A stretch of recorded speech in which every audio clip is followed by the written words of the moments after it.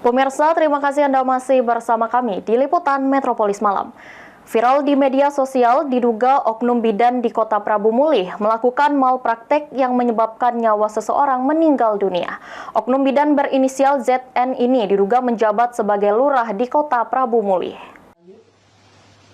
Seluruh pasien. Seorang oknum bidan sekaligus lurah di Kota Prabu Mulih berinisial ZN viral diduga melakukan malpraktik yang menyebabkan nyawa seseorang meninggal dunia. Menurut informasi yang didapat, korban warga Kelurahan Tanjung Raman, Kecamatan Prabu Mulih Selatan, Kota Prabu Mulih, mengidap penyakit peradangan pada asam lambung. Namun setelah dilakukan penyuntikan oleh oknum bidan tersebut, ternyata membuat penyakit makin parah dan korban berobat ke rumah sakit yang akhirnya harus cuci darah. Kapolres Prabu Mulih Endro mengatakan kasus ini merupakan kasus lama pada tahun 2023. Korban sendiri sempat melakukan cuci darah sebanyak 6 kali dan akhirnya meninggal dunia pada 22 Januari lalu. Saat ini Polres Prabu Mulih telah memonitor video yang viral di media sosial tersebut. Kapolres Prabu Mulih telah memerintahkan Kasat Reskrim Polres Prabu Mulih untuk membentuk tim.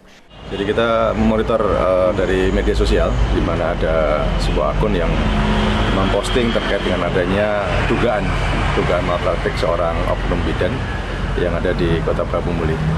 Nah, setelah menerima dan melihat daripada postingan itu, saya langsung memerintahkan kepada Kasat Reskrim untuk membentuk tim ya, dari penyidik dan penyelidik untuk mempelajari daripada video itu. Karena yang sementara bisa kita dalami adalah dari video, di mana kita harus meng-cross-check dan mengkonfirmasi terkait kebenaran di lapangan, mencocokkan apakah yang terjadi sebetulnya.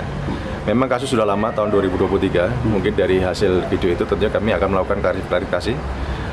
Hari ini sudah saya cross-check kepada Kasat Reskrim, sudah membuat surat perintah penyelidikan, Swinggas, nanti sudah mulai berjalan, tentunya hasil daripada penyelidikan nanti akan disampaikan kembali.